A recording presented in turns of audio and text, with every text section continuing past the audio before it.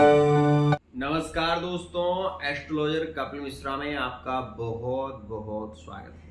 आज हम बात करने वाले विशेष रूप से मित्रों, संतान योग कैसे बनता है और मृत संतान योग कब बन जाता है। तो उस स्थिति को आप जरूर नोटिस करें।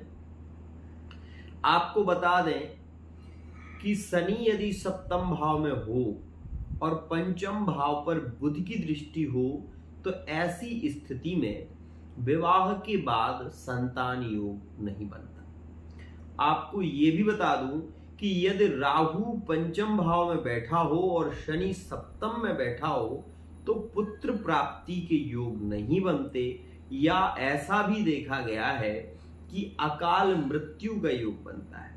मतलब प्रसव पीड़ा के दौरान पुत्र या पुत्री की मृत्यु हो जाती है। ऐसी स्थिति यहां पर बनती है। मित्रों, सप्तम भाव में शनि के होने से नपुंसक योग का निर्माण भी होता है, जिसके चलते संतान योग में बाधा आती है। एक और बात, संतान प्राप्ति के लिए 3 ग्रहों का बलि होना बहुत ज्यादा जरूरी रहता है। सबसे खास ग्रह है सूर्य।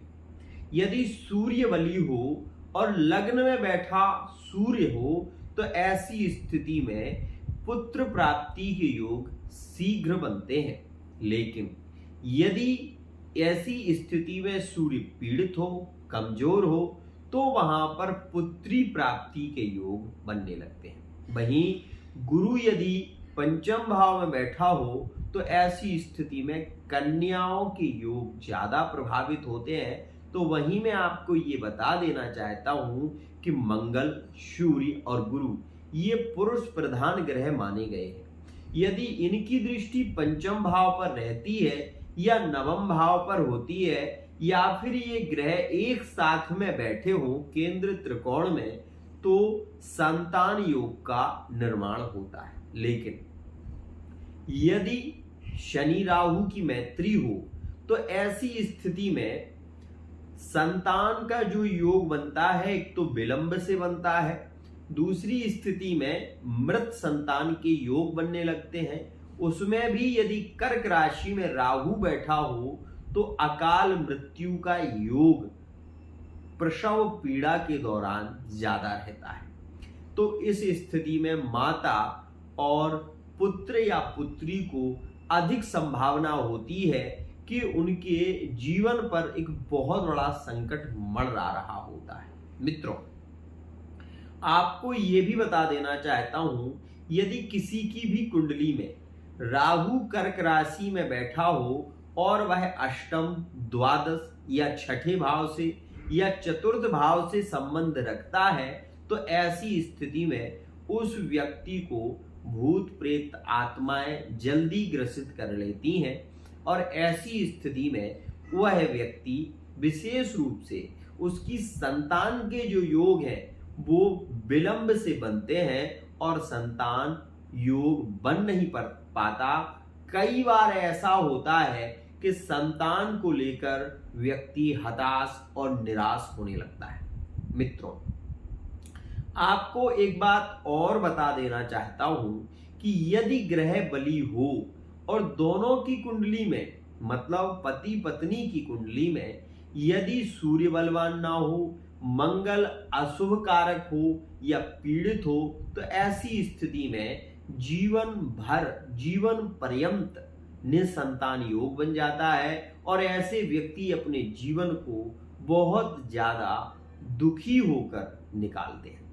आज के समय में बहुत ज्यादा टेक्नोलॉजी का प्रयोग हो चुका है, बहुत सारी चीजें चल चुकी हैं, लेकिन वो नेचुरल नहीं है। ये बात ध्यान रखें। आप ये जानें कि हमारे शास्त्रों की सुंदरता क्या है। हमारे शास्त्रों में हर चीज का एक विधान है, एक नियम है।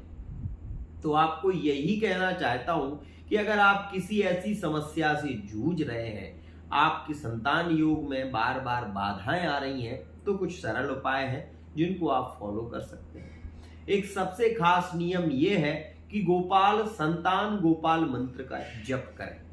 संतान गोपाल मंत्र एक ऐसा मंत्र है जिससे 100% ये संभावना होगी कि आपके यहाँ संतान का जन्म होगा ही, चाहे वो पुत्री हो चाहे वो पुत्र हो।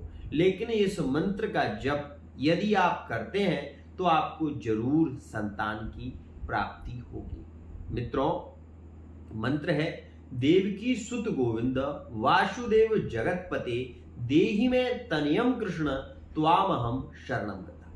इस मंत्र को यदि आप अभिमंत्रित इसको नियमित रूप से यदि इसका जप करें तो मैं ये कह रहा हूं कि आपके यहां गोपाल गोविंद गोपाल विशेष रूप से भगवान श्री कृष्ण का प्रतिबिंब मतलब पुत्र प्राप्ति के योग बनेंगे। लेकिन कई बार लोग इस मंत्र को करने में आलस्य कर देते हैं, जिसके चलते उनके यहाँ प्राप्ति तो होती है लेकिन कन्या रूपी रत्न प्राप्त होता है। और इसका एक विशेष विधान है, गोपाल सहस्त्र नाम का इसमें पाठ होता है। तो आप एक नियम बनाएं, पूर्णिमा में मतलब आप पूर्णिमा के पूर्णिमा एक गोपाल सहस्त्र नाम का पाठ करें, भगवान श्री कृष्ण का तुलसी से अभिषेक करें और इस मंत्र का जप करें। आप 100% ये देखेंगे कि पुत्र प्राप्ति के योग बनेंगे। लेकिन फिर भी मैं आपको ये सलाह दूंगा कि उससे पहले आप अपनी कुंडली की रीडिंग कराएं, ताकि आपको ये पता लग सके कि आपकी कुंडली में संतान योग है भी या नहीं है। आज के लिए इतना ही। आशा करता हूं ये वीडियो आपको पसंद आई होगी। वीडियो यदि पसंद आती है तो चैनल को सब्सक्राइब करना ना भूलें।